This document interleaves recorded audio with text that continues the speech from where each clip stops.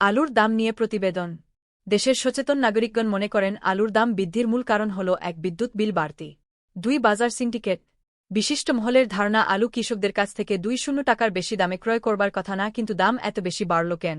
যাই হোক, সমাধানের উপায় অবশ্যই আছে। তা হল 1 নম্বর, আলু রাখার হিমাগারের বিদ্যুৎ বিল কমপক্ষে 5 মকুব করা। আর 2 নম্বর হল প্রয়োজনে সেনাবাহিনীর সহায়তা নিয়ে বাজার সিন্ডিকেট ভেঙে দিয়ে খোলা বাজারে আলু বিক্রয় করা। তাহলে বর্তমান সরকার জনগণের 100 আস্থা অর্জন করতে সক্ষম হবেন দেশের সচেতন নাগরিকদের ধারণা। ফি আমানিল্লাহ। প্রিয় দেশবাসী ও বর্তমান সরকার